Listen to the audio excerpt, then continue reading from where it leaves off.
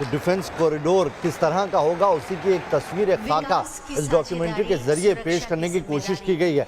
तकरीबन 19 ऐसी इंडस्ट्रियल कंपनियां हैं जो अलग अलग जगहों पर यहाँ पर बनाई जाएगी, जहां से रक्षा क्षेत्रों में इस्तेमाल होने वाली तमाम उत्पादों को बनाया जाएगा। उसमें आर्मी की ड्रेसेस होंगी, उनके जूते होंगे, हथियार होंगे, वो तमाम चीज़ें जो आर्मी में इस्तेमाल होती है, रक्षा क्षेत्र में इस्तेमाल होती है, उसको ध्यान में रखते हुए ये पूरा डिफेंस कॉरिडोर बनाया जा रहा है और 1500 करोड़ की लागत से इसे डेवलप किया जाएगा। अभी की जो ताज़ा जानकारी है, 6 नोड इसमें बनाए गए हैं, जिसमें अगर सिर्फ अलीगढ़ की बात करें तो 200 हेक्टेयर ज़मीन यहाँ के लिए एक्वायर की गई है। देश और विदेश तमाम अलग अलग कंपनियां यहां पर आ रही हैं और वो सरकार के साथ एमओयू हस्ताक्षर कर रही हैं। रक्षा क्षेत्र में न सिर्फ आत्मनिर्भर बनना इसकी पहल है, बल्कि मेक इन इंडिया को बढ़ावा देना भी एक मकसद है।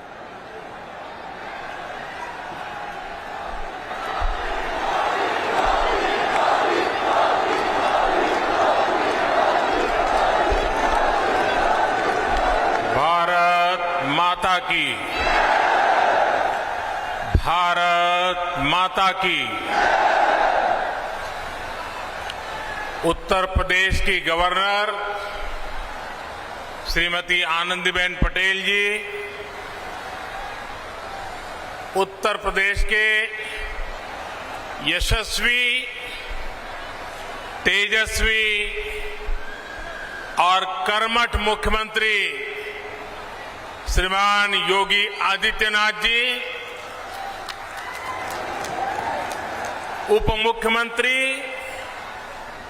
श्री दिनेश शर्मा जी, यूपी सरकार के मंत्रीगण, अन्य सांसदगण, विधायकगण और अलीगढ़ के मेरे प्यारे भाई और बहनों,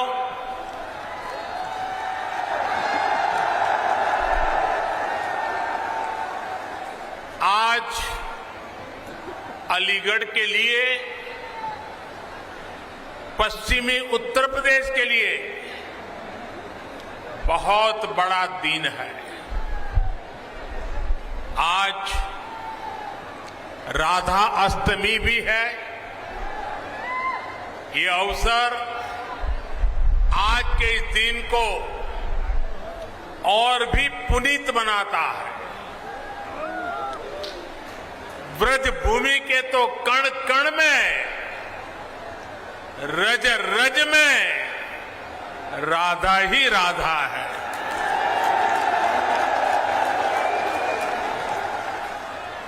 मैं आप सभी को और पूरे देश को राधा अष्टमी की हार्दिक बधाई देता हूं। हमारा सौभाग्य है कि विकास के इतने बड़े कार्यों की शुरुआत आज इस पवित्र दिन से हो रही है। हमारे संस्कार है कि जब कोई शुभ कार्य होता है तो हमें अपने बड़े अवश्य याद आते हैं। मैं आज इस धरती के महान सपूत स्वर्गीय कल्याण सिंह जी की अनुपस्थिति बहुत ज्यादा महसूस कर रहा हूं। आज कल्याण सिंह जी हमारे साथ होते तो राजा महेंद्र प्रताप सिंह राज्य विश्वविद्यालय और डिफेंस सेक्टर में बन रही अलीगढ़ की नई पहचान को देखकर बहुत खुश हुए होते और उनकी आत्मा जहां भी होगी हमें आशीर्वाद देती होगी। साथियों, भारत का हजारों वर्ष का इतिहास ऐसे राष्ट्रभक्तों से भरा है जिन्होंने समय समय पर भारत को अपने तप और त्याग से दिशा दी है। हमारी आजादी के आंदोलन में ऐसे कितने ही महान व्यक्तित्वों ने अपना सब कुछ खपा दिया, लेकिन ये देश का दुर्भाग्य रहा कि आजादी के बाद ऐसे राष्ट्र नायक और राष्ट्र नायिकाओं की तपस्या, इस तपस्या से देश की अगली पीढ़ियों को परिचित ही नहीं कराया गया। उनकी गाथाओं को जानने से देश की कई पीढ़ियां वंचित रह गई। 20वीं सदी की उन गलतियों को आज 21वीं सदी का भारत उन गलतियों को सुधार रहा है। महाराजा सुहेलदेव जी हो, दीनबंधु चौधरी छोटूराम जी हो, या फिर अब राजा महेंद्र प्रताप सिंह जी, राष्ट्र निर्माण में इनके योगदान से नई पीढ़ी को परिचित कराने का ईमानदार प्रयास आज देश में हो रहा है। आज जब देश अपनी आजादी के 75 वर्ष का पर्व मना रहा है, आजादी का अमृत महोत्सव मना रहा है, तो इन कोशिशों को और गति दी गई है। भारत की आजादी में राजा महेंद्र प्रताप सिंह ने उनके योगदान को नमन करने का ये प्रयास ऐसा ही एक पावन अवसर है। साथियों, आज देश के हर उस युवा को जो बड़े सपने देख रहा है, जो बड़े लक्ष्य पाना चाहता है, उसे राजा महेंद्र प्रताप सिंह जी के बारे में अवश्य जानना चाहिए, अवश्य पढ़ना चाहिए। राजा महेंद्र प्रताप सिंह जी के जीवन से हमें अदम्य इच्छा शक्ति,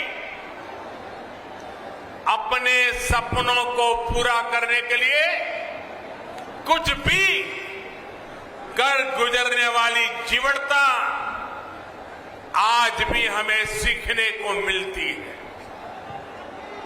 वो भारत की आजादी चाहते थे और अपने जीवन का एक एक पल उन्होंने इसी के लिए समर्पित कर दिया था। उन्होंने सिर्फ भारत में ही रहकर और भारत में ही लोगों को प्रेरित नहीं किया, बल्कि वो भारत की आजादी के लिए दुनिया के कोने कोने में गए। अफगानिस्तान हो, पोलैंड हो, जापान हो, दक्षिण अफ्रीका हो, अपने जीवन पर हर खतरा उठाते हुए वो भारत माता को बेड़ियों से आजाद करने के लिए जुटे रहे, जी जान से जुटे रहे, जीवन भर काम करते रहे। मैं आज के युवाओं से कहूंगा कि जब भी मेरे देश के युवाएं, मेरी इस बात को गौर से सुनिए, मैं देश के युवाओं को कहूंगा कि जब भी उन्हें कोई लक्ष्य कठिन लगे, कुछ मुश्किलें नजर आए, तो मेरा आपसे अनुरोध है वो आप राजा महेंद्र प्रताप सिंह जी को जरूर याद करना, आपका हौसला बुलंद हो जाएगा।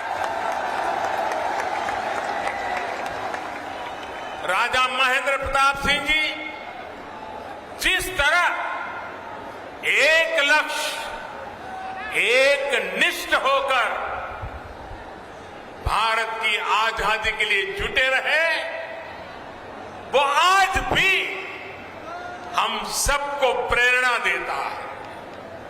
और साथियों, आज जब मैं आपसे बात कर रहा हूं, तो मुझे देश के एक और महान स्वतंत्र सेनानी, गुजरात के सपूत श्यामजी कृष्ण वर्मा जी का भी स्मरण हो रहा है।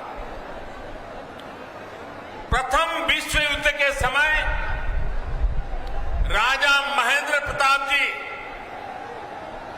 विशेष तौर पर श्यामजी कृष्ण वर्मा जी और लाला हरदयाल जी से मिलने के लिए यूरोप गए थे। उसी बैठक में जो दिशा तय हुई, उसका परिणाम हमें अफगानिस्तान में भारत की पहली निर्वासित सरकार के तौर पर देखने को मिला। इस सरकार का नेतृत्व राजा महेंद्र प्रताप सिंह जी ने ही किया था। ये मेरा सौभाग्य था कि जब मैं गुजरात का मुख्यमंत्री था, तो मुझे श्यामजी कृष्ण वर्मा जी की अस्थियों को 73 साल के बाद श्यामजी कृष्ण वर्मा जी की अस्थियों को भारत लाने में सफलता मिली थी। और अगर आप कभी कच्छ जाने का मौका मिले, तो कच्छ के मांडवी में श्यामजी कृष्ण वर्मा जी का एक बहुत ही प्रेरक स्मारक है, जहां उनके अस्थि कलश रखे गए हैं। वो हमें मां भारती के लिए जीने की प्रेरणा देते हैं। आज देश के प्रधानमंत्री के नाते मुझे फिर से एक बार ये सौभाग्य मिला है कि मैं राजा महेंद्र प्रताप जी जैसे विजनरी और महान स्वतंत्र सेनानी के नाम पर बन रही यूनिवर्सिटी का शिलान्यास कर रहा हूं। मेरे जीवन का एक बड़ा सौभाग्य है। और ऐसे पवित्र अवसर पर आप इतनी बड़ी संख्या में आशीर्वाद देने आए। जनता जनार्दन के दर्शन करना ये भी शक्तिदायक होता है। साथियों, राजा महेंद्र प्रताप सिंह जी सिर्फ भारत की आजादी के लिए ही नहीं लड़े, उन्होंने भारत के भविष्य के निर्माण की नींव में भी सक्रिय योगदान दिया था। उन्होंने अपनी देश विदेश की यात्राओं से मिले अनुभवों का उपयोग भारत की शिक्षा व्यवस्था को आधुनिक बनाने के लिए किया। वृंदावन में आधुनिक टेक्निकल कॉलेज उन्होंने अपने संसाधनों से अपनी पैतृक संपत्ति को दान करके बनवाया। अलीगढ़ मुस्लिम यूनिवर्सिटी के लिए भी बड़ी जमीन राजा महेंद्र प्रताप सिंह जी ने ही दी थी। आज आजादी के इस अमृत काल में जब 21वीं सदी का भारत शिक्षा और कौशल के नए दौर की तरफ बढ़ चला है, तब मां भारती के ऐसे अमर सपूत के नाम पर विश्वविद्यालय का निर्माण उन्हें सच्ची कार्यांजलि है। इस विचार को साकार करने के लिए योगी जी और उनकी पूरी टीम को बहुत बहुत बधाई।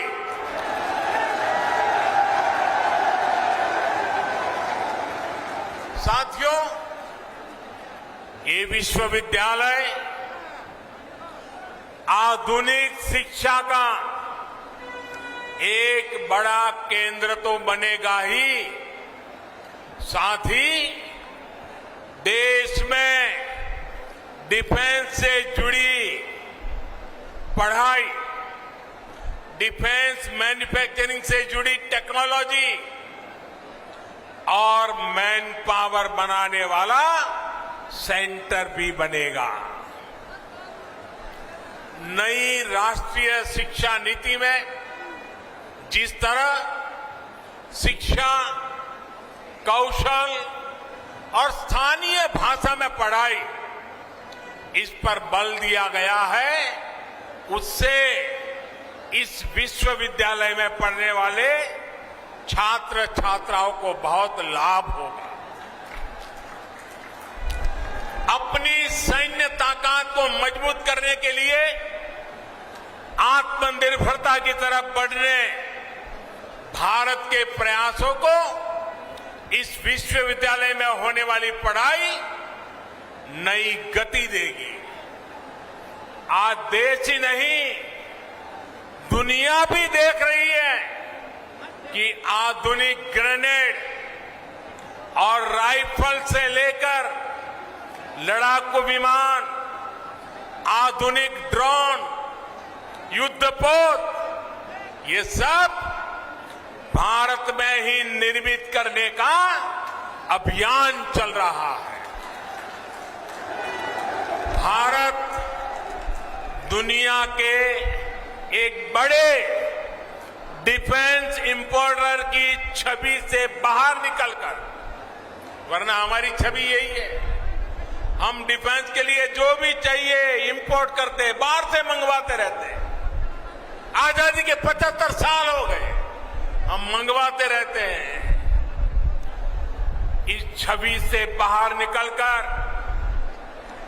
दुनिया के एक अहम डिफेंस एक्सपोर्टर की नई पहचान बनाने के संकल्प के साथ आगे बढ़ रहे हैं।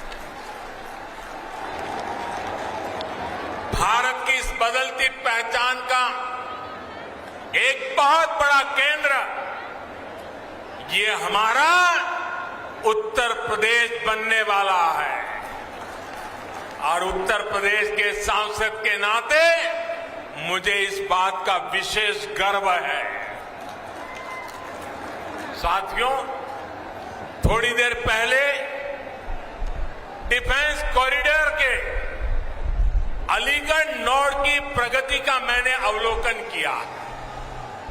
अलीगढ़ में ही डिफेंस मैन्युफैक्चरिंग से जुड़ी 1.5 दर्जन से अधिक कंपनियां सैकड़ों करोड़ रुपए के निवेश से हजारों नए रोजगार यहां बनाने वाली है। अलीगढ़ नोड में छोटे हथियार, आयुध, drone, aerospace, metal components, entry drone system, defence packaging, ऐसे उत्पाद बन सके, इसके लिए नए उद्योग लगाए जा रहे हैं। ये बदलाव अलीगढ़ और आसपास के क्षेत्र को एक नई पहचान देगा। साथियों, अभी तक लोग अपने घर की या अपने दुकान की सुरक्षा के लिए अलीगढ़ के भरोसे रहते थे। पता है ना, क्योंकि अलीगढ़ का ताला अगर लगा होता था तो लोग निश्चिंत हो जाते थे।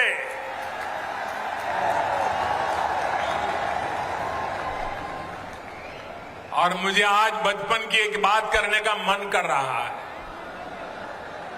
करीब 55-60 साल पुरानी बात है।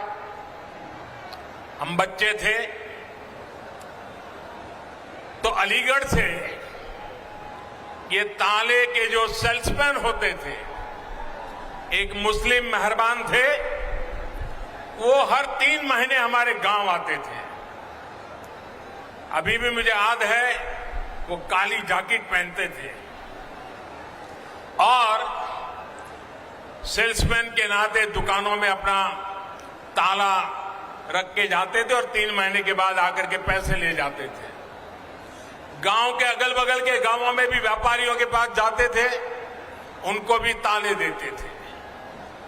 और मेरे पिताजी से उनकी बड़ी अच्छी दोस्ती थी और वो आते थे तो 4-6 दिन हमारे गांव में रुकते थे और दिन भर जो पैसे वो वसूल करके ले आते थे तो मेरे पिताजी के पास छोड़ देते थे और मेरे पिताजी उनके पैसों को संभालते थे। और 4-6 दिन के बाद जब वो मेरा गांव छोड़ करके जाते थे तो मेरे पिताजी से वो सारे पैसे लेकर के फिर वो अपना ट्रेन से निकल जाते थे। और हमने बचपन में 2 शहरों उत्तर प्रदेश के बड़े परिचित रहे, एक सीतापुर और दूसरा अलीगढ़। हमारे गांव में अगर किसी को आंख की बीमारी में ट्रीटमेंट करनी है तो हर कोई कहता था सीतापुर जाओ। हम ज्यादा समझते नहीं थे, लेकिन सीतापुर शब्द सुनते थे। और दूसरा, इस महाशय के कारण अलीगढ़ बार बार सुनते थे। लेकिन साथियों, अब अलीगढ़ के रक्षा उपकरण भी, कल तक जो अलीगढ़ ताले के जरिए घरों की दुकानों की रक्षा करता था, वो 21वीं सदी में ये मेरा अलीगढ़ हिंदुस्तान की सीमाओं की रक्षा करने का काम करेगा।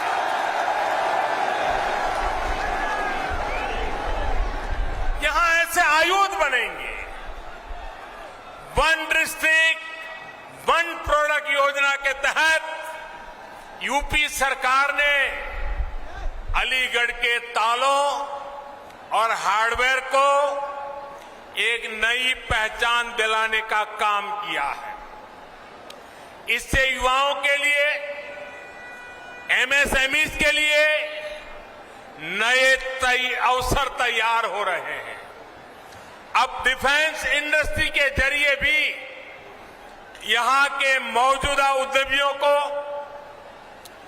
एमएसएमईज को विशेष लाभ होगा और नए एमएसएमईज के लिए प्रोत्साहन भी प्राप्त होगा। जो छोटे उद्यमी हैं, उनके लिए भी डिफेंस कॉरिडोर का अलीगढ़ नोड नए मौके बनाएगा। भाइयों और बहनों, डिफेंस कॉरिडोर के लखनऊ नोड में दुनिया की सबसे बेहतरीन मिसाइल में से एक ब्रह्मोस का निर्माण भी प्रस्तावित है।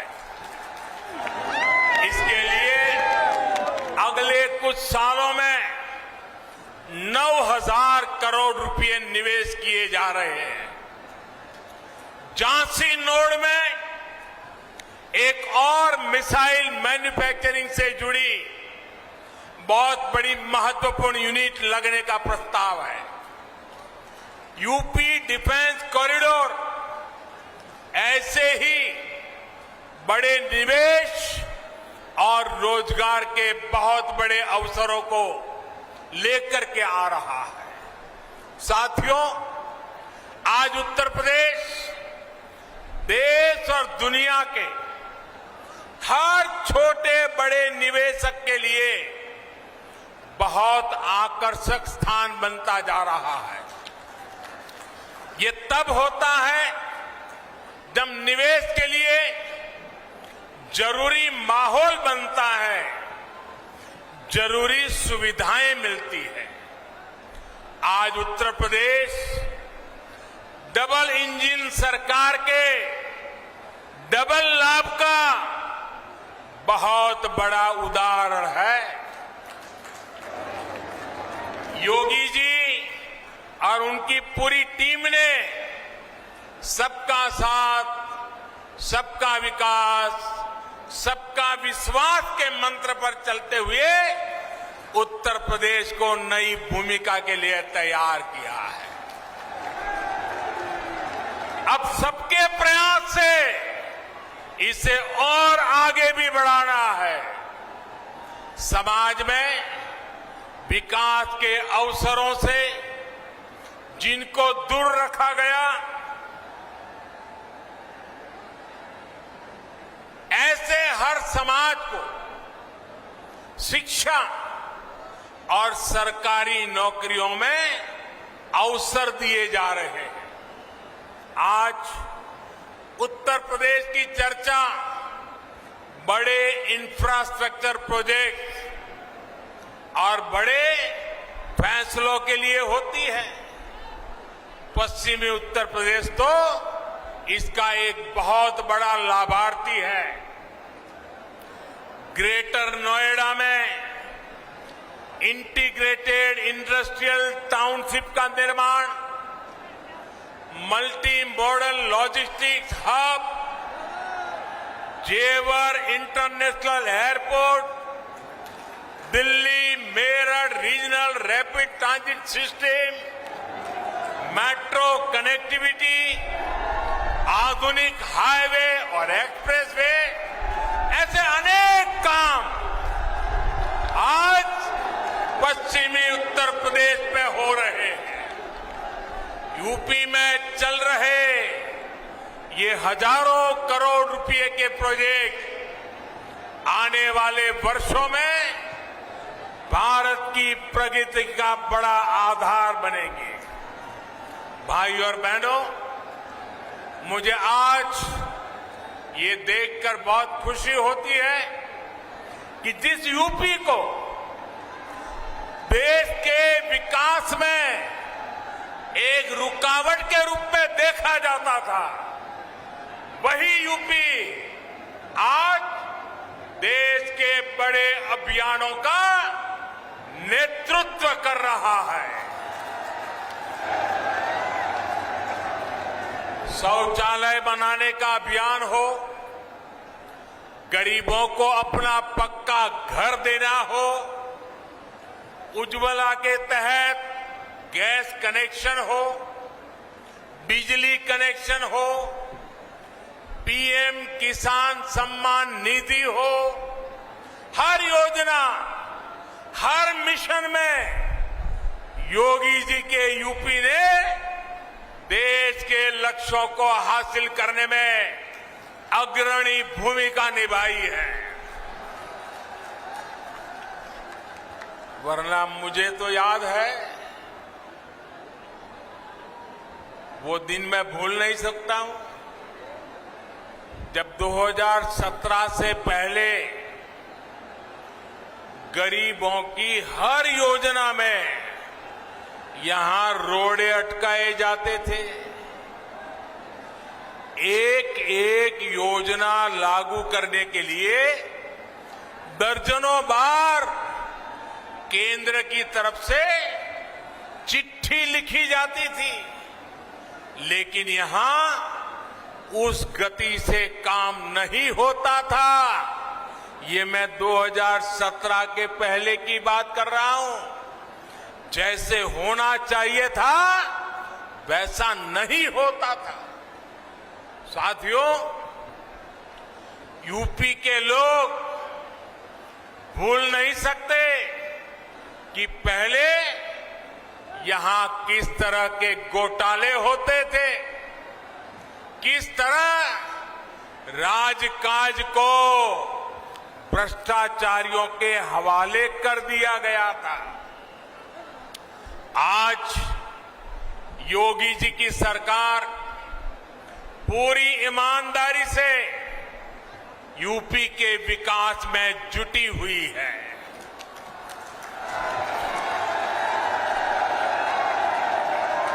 एक दौर था जब यहां शासन प्रशासन गुंडों और माफियाओं की मनमानी से चलता था, लेकिन अब वसूली करने वाले,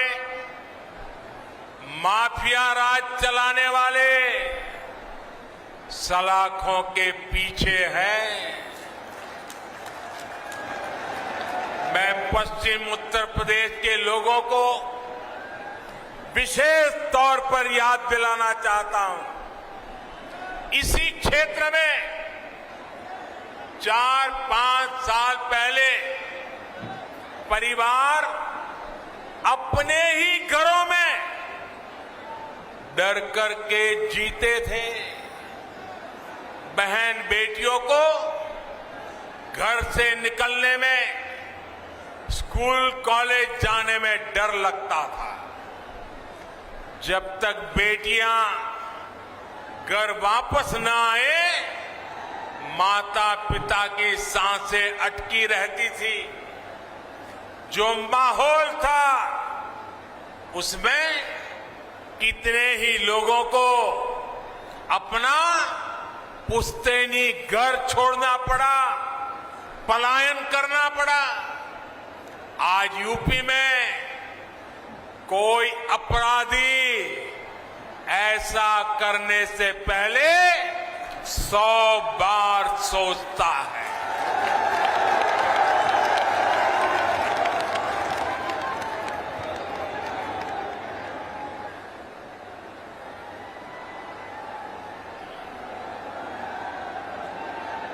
योगी जी की सरकार में गरीब की सुनवाई भी है, गरीब का सम्मान भी है। योगी जी के नेतृत्व में यूपी की बदलती कार्यशैली का एक बहुत बड़ा प्रमाण है। सबको वैक्सीन, मुफ्त वैक्सीन अभियान।